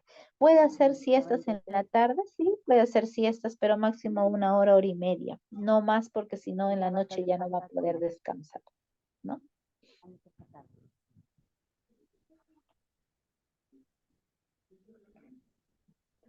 Y por último, tenemos lo que es la fase severa, ¿no? En esta fase severa, aquí nuestros pacientes, o sea, nosotros tenemos que proporcionar el cuidado ya para preservar, digamos, su salud. Aquí nosotros tenemos que valorar y prevenir ciertas cosas. Como mi paciente ya está postrado, está en cama, ¿no? El pacientito, yo tengo que tengo que organizarme, ¿no? En las primeras horas de la mañana, tal vez, ¿qué haré? Lo bañaré, lo secaré bien, porque recordemos que toda la piel tiene que estar bien seca para evitar lesiones como las úlceras, ¿no? Tiene que estar bien seca la piel, aplicarle su crema hidratante, observar si existe alguna mancha de presión y luego ya vamos a cambiarlo, a vestirlo bonito, peinadito, tenerlo presentable el paciente. Y ahí ya, si lo podemos poner en una silla de ruedas, llevarlo a otro ambiente, podemos llevarlo, ¿no? En esta fase severa el paciente ya no puede hacer nada, pero sí todavía escucha, todavía ve, entonces lo podemos, no lo dejemos todo el día en cama. Si aún el estado físico del paciente nos permite poder movilizarlo, lo podemos hacer, ¿no? Aquí tenemos que recordar que si mi paciente ya no se moviliza para nada, ¿no? Tenemos que tener en cuenta que nosotros tenemos que movilizar a ese paciente. Por lo menos mínimo 2 horas hay que hacer cambios de posiciones para evitar las úlceras por presión. Asimismo, también tenemos que tener en cuenta que hay que hacer los masajes con la crema hidratante para activar la circulación sanguínea, ¿no? Y hacer los cambios posturales y colocar almohaditas en aquellas prominencias óseas, ¿no? ¿Cuáles son las prominencias óseas? Donde más se sienta los huesitos, ¿no? Codos, hombros, rodillas, omóplatos, cadera, ¿no? Entonces son zonas de nuestro cuerpo que los huesos están protegidos por poca cantidad de piel. Esas son las zonas que son más sensibles a que puedan presentar estas úlceras, ¿no? Al igual que los talones también. Entonces, hay que tener en cuenta ello. Hay que tener también en cuenta el estado nutricional. Nosotros ya tendremos, si nosotros vemos que el paciente ya tiene problemas para deglutir, yo ya cambié la consistencia del alimento. Antes le daba picadito, ahora ya le doy licuado. Y a pesar que mi paciente come licuado, el pacientito empieza a tener problemas para poder deglutir el alimento, le empieza a dar tos, como que si se atraganta el paciente. Entonces, eso tengo que tener cuidado, porque mi paciente en cualquier momento se puede aspirar, el alimento se puede ir a la vía respiratoria. Entonces, tengo que informar a la familia para que converse con el médico para que le puedan colocar una sonda nasogástrica. ¿Por qué? Porque al tener estos problemas, la cantidad de volumen de alimento que consume este paciente va a disminuir debido al temor y a la, digamos, y también a la dificultad que tiene para poder pasar el alimento. Entonces el paciente ya no te va a querer recibir todo un plato completo, solamente una cierta porción. Entonces, esto conforme pasan los días, hace de que vaya disminuyendo la masa muscular y el paciente va a bajar de peso, ¿no?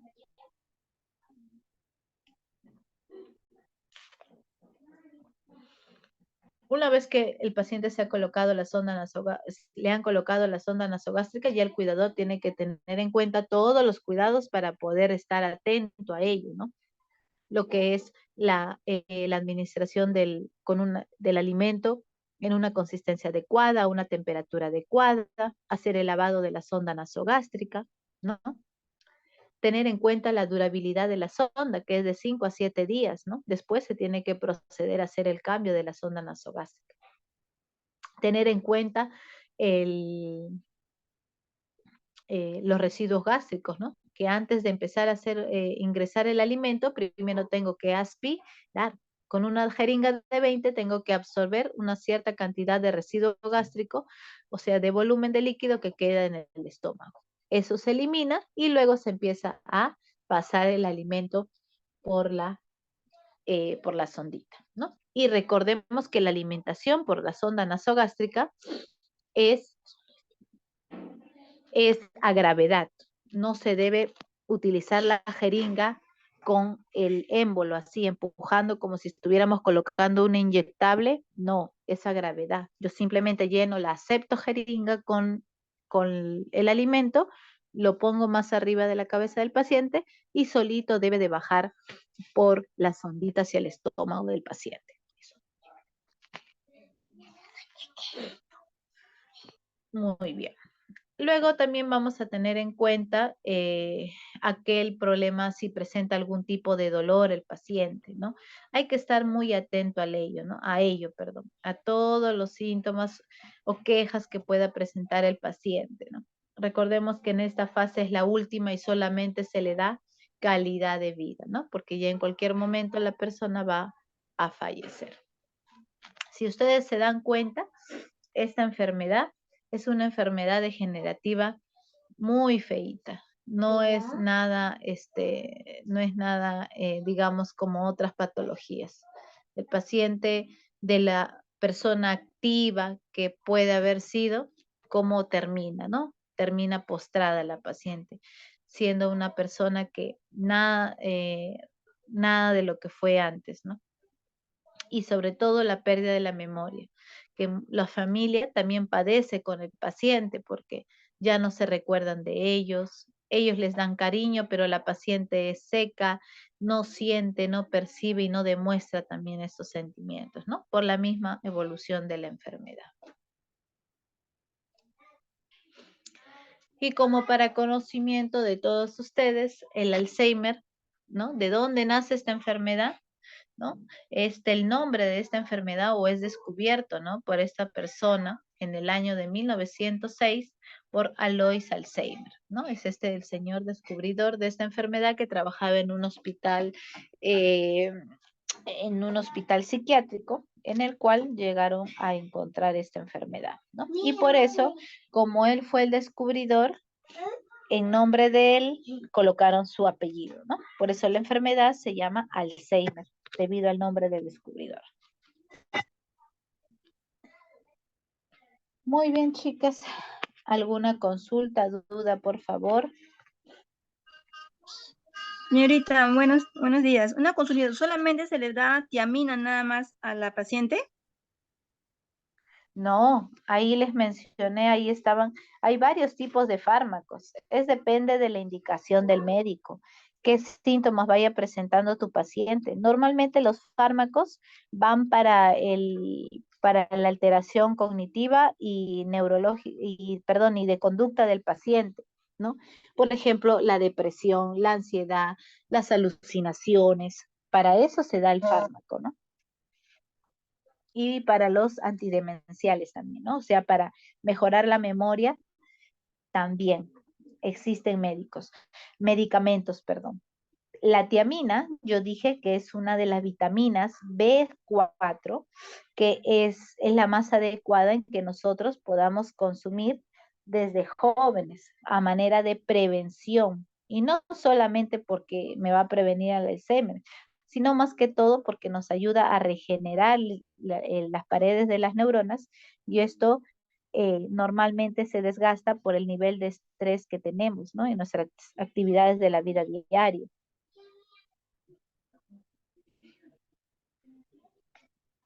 Normalmente la tiamina viene en pastillas, se consume una tableta al día por 4 meses seguidos, luego se descansa.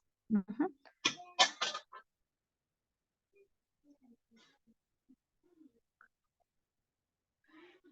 ¿Alguna duda, consulta, por favor? A ver, chicas, ¿quién tiene alguna duda, consulta?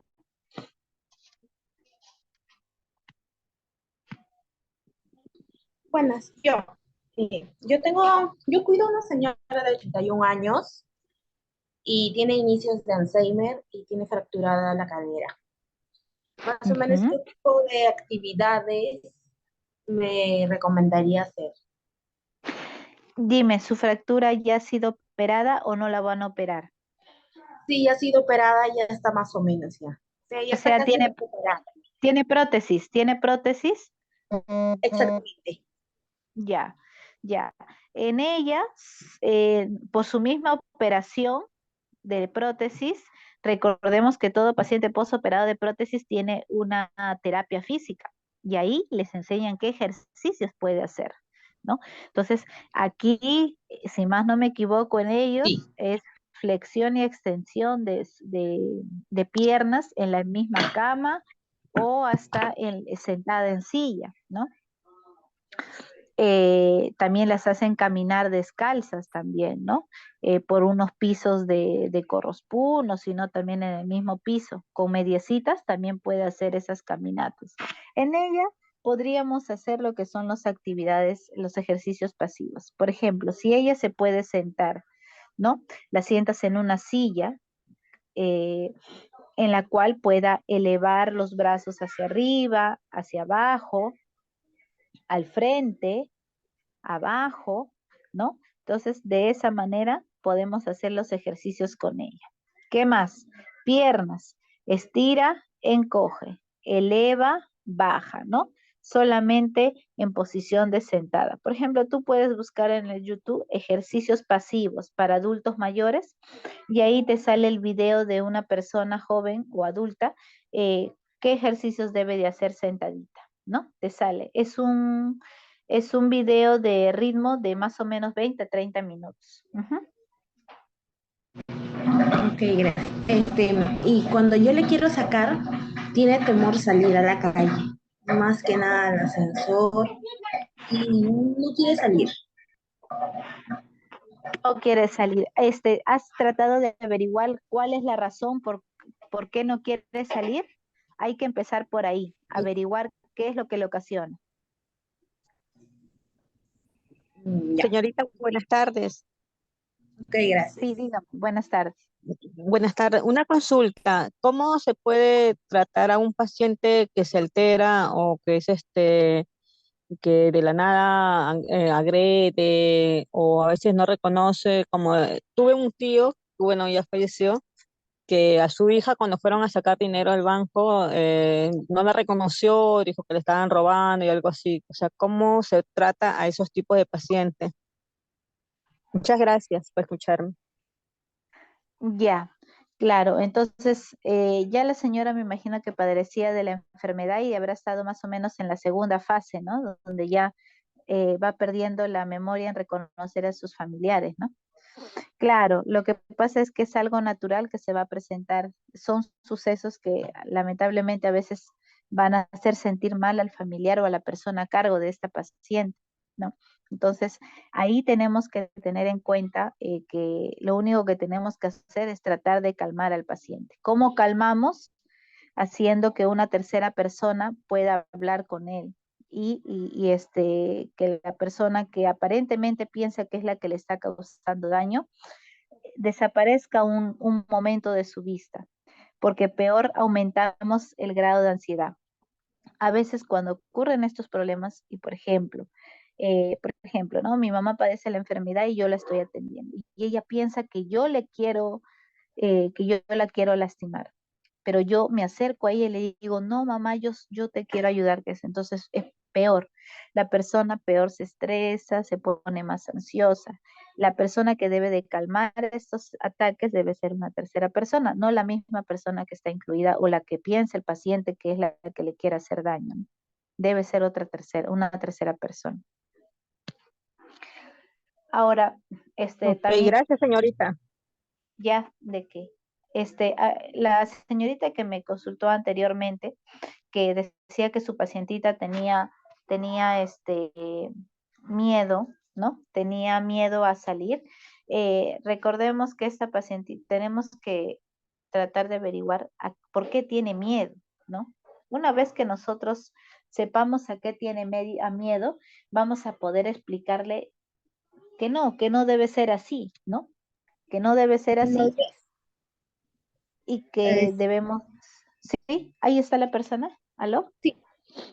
Hola, sí, dime, Sí, a ver, te escucho. sí le había preguntado. Me dijo que le tenía como de su casa para bajar hacia el primer piso es con ascensor. Me comentó que una vez había quedado atrapada dentro de un ascensor por unos momentos. Es por eso que le tiene miedo al ascensor.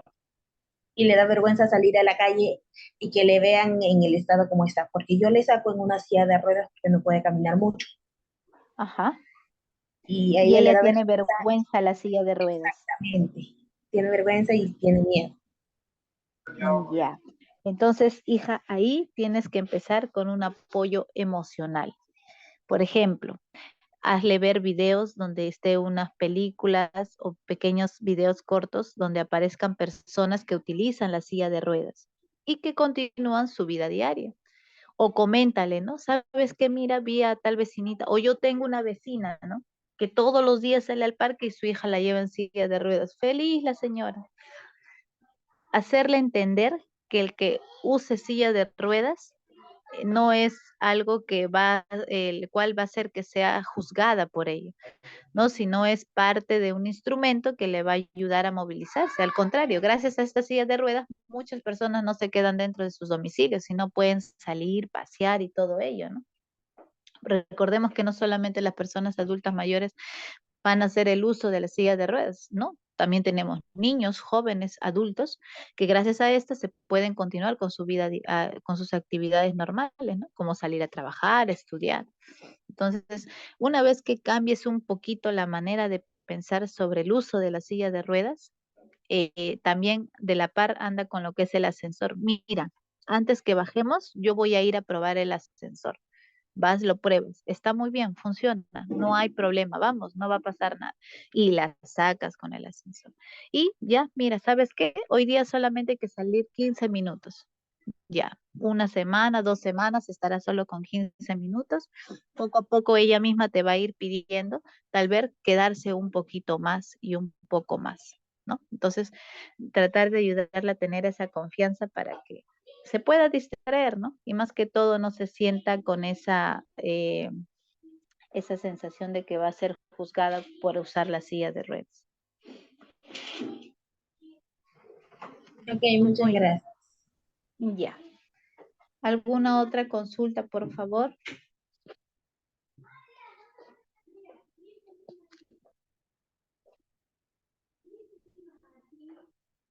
¿Nadie tiene más preguntas, chicas? ¿Alguna pregunta, por favor?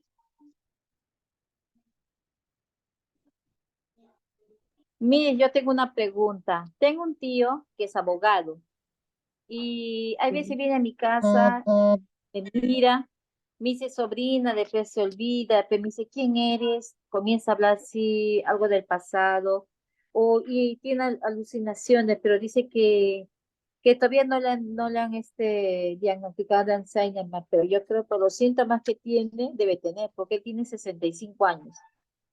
Yo digo, tal vez por la profesión de él, ¿no? Puede ser, ¿no, Miss? Esa es mi duda. Claro, puede ser que sí, puede ser que sí. Necesitaría sí o sí ir a acudir al neurólogo para que le puedan hacer su diagnóstico, ¿no? Claro, en la mayoría de casos sí. ¿Qué edad tiene? 65. Joven Mm, todavía, sí. Lo que pasa es que ya tenemos casos, ¿no? A veces hay casos a partir de los 60 años en sí. Pero yo Pero creo que debe ser familiar porque mi abuela también tenía esa enfermedad. Hace un año que ha tuvo muerto. Alzheimer. Sí, ya tenía 100 años, veía cosas, hablaba de su papá, que se están peleando, que se están entrando a robar, que no le han dado de comer. Había cosas raras. Yo no le seguía la corriente. Sí, Mm, yo creo que debe ser familiar, ¿no? ¿Cómo lo puedo decir? Claro, Antecedentes ya hay familiares. genética, la carga genética también. Sí, yo creo que debe ser eso. Sí, mis Muy gracias. bien. ¿Alguna otra pregunta? Buenas tardes. Quisiera hacer una consulta. Bueno, tuve la oportunidad de ver cómo una amiga atendía y para yo poder apoyarla también a esta persona que sufría de Alzheimer en una oportunidad. Y la señora, por lo que vi, ella un poco como que sí se arreglaba bien para ya iniciar el día, ¿no? Pero andaba con la cartera en la mano. Y siempre decía, ¡ay, suena la campana, tengo que ir a la iglesia! Y se paraba. Y era una señora alta, bien, ¿no? Con porte, todo bien. Entonces, decirle y tratar de distraerla para poder decirle, no, tranquila, vamos a tomar un agua, espérate que va a venir tu hijo, ¿no? Ah, ya, y así lo entendía y se sentaba, ¿verdad? Pero a los 5 minutos tengo que ir al banco a hacer un retiro. Entonces, y tenías que distraerla de otra forma. 5 minutos más y decía, no, no, tengo que ir a hacer las compras del mercado, al súper, ¿no? Y, y así se podía estar todo el santo día engañándola, pero ella siempre veía la forma de querer pararse y movilizarse para ir fuera. Y ese yo dije, ese es un problema, porque en una de esas se te escapa, porque tú ya no te vas a poder parar ni para ir a un vaso de agua, porque en cualquier momento se va. ¿Qué hacen con esas personas? Cierran la puerta por si acaso se vaya a escapar. Puede pasar que en la calle, porque estando en casa quizás se puede manejar un poco más distrayéndola con algo o haciéndole ver algo, pero si sales y luego digo, uy, recordé tal cosa, tengo que ir, ¿cómo la vas a poder mantener si es que solamente agarrándola de pronto y esa persona puede estar agresiva? ¿Y cómo se maneja este tema? Gracias. Bien, muy bien, claro, hay esos casos, ¿no? Que no son tan frecuentes, pero sí, sí se dan. Son personas que tratan digamos, de mantener al No se le niño. escucha bien. A ver un ratito. Déjame buscar mi audio. Ya, ¿me escuchan ahora sí? No se escucha.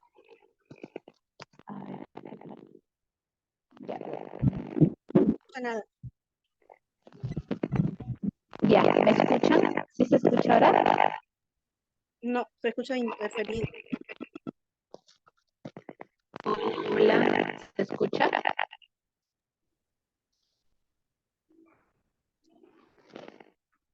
Se escucha un eco de fondo y no se distorsiona su voz.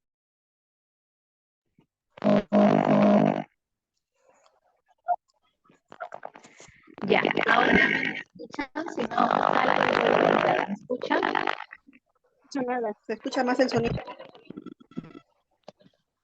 Ya, voy a seguir un rato para evitar ruidos. Esperen.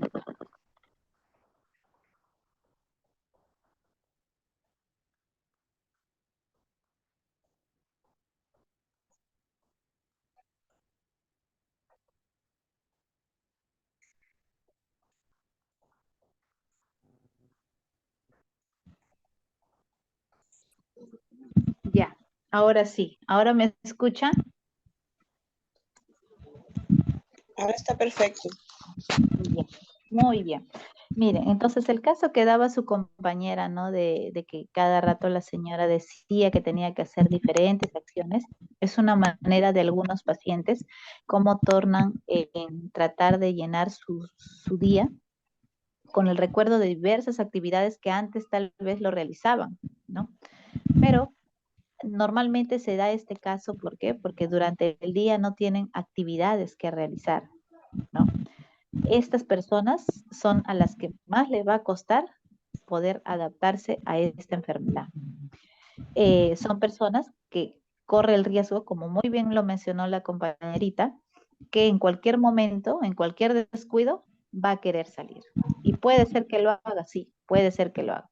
Entonces, en este caso tendrías que tener en cuenta el seguro de la puerta, ¿no? Y sobre todo darle actividades. El que tú le des actividades durante el día, esto va a ayudar a que se olvide de esos pensamientos. Y si no, su cerebro se concentre netamente en la actividad que está realizando en ese momento. Manualidades, pintura, cocina, arreglar, construir algo. Ese es lo ideal que debemos de hacer ahí en la casa, ¿no?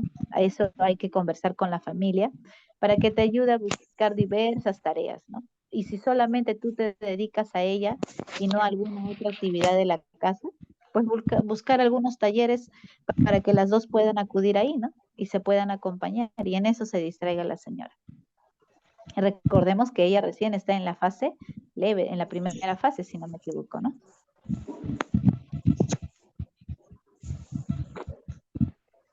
Gracias. Ya, muy bien. ¿Alguna otra pregunta, por favor? Doctora, buenas tardes. Sí, dígame, Doctora, buenos días. buenas tardes. Doctora, una consulta. Usted antes hizo un comentario para saber cómo está el cerebro. ¿Qué hay que tomar? ¿Una tomografía o una resonancia? Cualquiera de los dos, es dependiendo del médico. Normalmente con con la resonancia es el que sí al 100% nos damos cuenta, ¿no? Pero a veces algunos médicos solamente con la misma clínica y la tomografía ya con eso te dan el diagnóstico definitivo. Ah, ya. Porque yo tengo más de 60 años, pero desde que cumplí 58, 59, comencé con unos dolores de cabeza, me he hecho chequeo general, no tengo nada. Estoy bien con todos mis niveles. Pero ahora, ya que paso los 60, hay momentos que entro a la cocina y no me acuerdo para qué entré. Tengo que salir de nuevo y acordarme, estoy en eso. Pero yo leo bastante y también estudio, ¿no? Pero usted sabe que los años hay que cuidarse, ¿no? Y quisiera hacerme esa prueba, pero primero tengo que pasar a consulta, ¿no? Exactamente, pero mire, recordemos, por ejemplo, el que yo entro a mi cocina y de pronto me olvidé a qué fui, creo que no solamente a usted le pasa teniendo 60 años, sino a cualquiera de nosotros. A mí misma también me ha pasado eso. Tengo que regresar al lugar donde estaba para volverme a recordar para qué fui a mi cocina, como usted dice, ¿no? Entonces, No, pero a yo veces, me preocupo, porque ya es claro, más sí. frecuente ya. Recordemos que, mire, uno, usted debe de verificar sus antecedentes familiares. Uno, primero eso. Segundo, esas pequeñas pérdidas de memorias a veces se da un pequeño bloqueo. ¿Por qué? Porque a veces estamos con diversas cosas en la cabeza. Estamos pensando en una y otra y no tenemos un orden. Entonces, este digamos que este desorden hace que por un momento nuestro cerebro se bloquee, ¿no? Debido al exceso del estrés. Ahora, a esto hay que tener en cuenta también que cuando llegamos a una cierta edad, se va presentando lo que es la demencia senil, ¿no? Que va poquito a poquito, poquito a poquito. Pero ¿cómo lo enlentecemos? ¿Cómo hacemos que demore más en seguir su desarrollo de esto? Es con las actividades que va a realizar. En este caso, usted dice que lee, usted dice que estudia, pues hay que seguir haciendo eso. Hay que seguir haciendo juegos didácticos. Si usted lee un párrafo al costado, escriba qué cosa entendió de ese párrafo. Sus crucigramas, sus letras, o tal vez si por ahí le gusta cocinar, recuerde aquellas cosas que antes hacía, ¿no? Y salir a hacer sus caminatas, descansar. Cuando uno sale a hacer una caminata, hay que tratar de que la mente se distraiga, que la mente no siga pensando en el problema con el que estaba pensando cuando estaba dentro de mi casa. Eso es lo más principal que podemos hacer. Ahora, si usted ve que va apareciendo otros síntomas, ahí sí ya, pues, ¿no? Puede acudir al médico, ¿no? En este caso, usted dice que se ha hecho su chequeo y de que no ha habido ninguna alteración, ¿no? Sí, pues. Ya, doctora, muchas gracias por su respuesta. Ya no sé qué. Gracias. Doctora, disculpe, una pregunta. Sí, dígame. Yo tengo un paciente que... ¿Aló? ¿Me quedé en que tienes un paciente?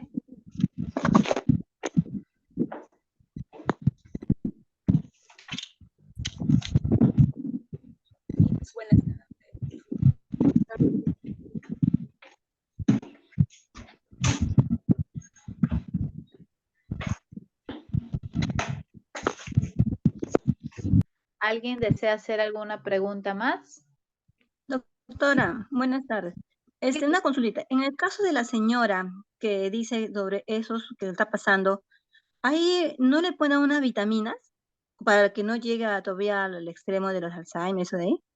Claro, nosotros podemos colocarnos lo que es el complejo B, colocarlo por vía intravenosa, vía intramuscular, o tal vez consumirlo por pastillitas, no hay problema. Debe ser por lo menos una vez al año, 3 meses o 4 meses continuo, ayuda bastante, ¿no? Porque ¿quién no para en un estrés frecuente, ¿no? Ya sea personal o por trabajo, lo que fuese. Ok, doctora, gracias. Ya. Doctora, buenas tardes. ¿Me escucha? Sí, te escucho. Consulta. Ella, pues, ella es muy consciente que dice, ¿no? Cuenta sus historias y son reales, pero ya hace un tiempo atrás, ya meses atrás, viene, como decía una amiguita ahí que habló, ¿no? Que alucina, o sea, por rato empieza a alucinar de que ven más personas, que están entrando a su cuarto, que le quieren hacer daño, que le quieren robar, y mira, ya me robaron esto, me se llevaron esto, así, ¿no? Y ve cada persona que viene, dice que vienen a veces por rato, ve que vienen a visitarla, amiga, primos, y da el nombre, da todo. Y yo quisiera saber si eso es un paso, por decir, al Alzheimer, porque eso no es que lo haga seguido, lo hace de vez en cuando, ¿no? De tiempo en tiempo se le ocurre, pero ahora estos últimos 2 meses, sí, lo ha hecho un poquito más frecuente, ¿no? Pero cuando ella conversa y le hablas, le preguntas, te conversa así, fluido y normal, porque se acuerda de todo y se empieza a acordar de todas sus cosas, ¿sabe? Le preguntamos por ratos, ¿no? ¿Cuántos hijos tiene? ¿Cómo se llaman? ¿Cuántos nietos tiene? ¿Cómo se llaman? Y te da nombre y apellido y tal, y hasta la edad y todo. ¿Qué edad tiene tu pacientita?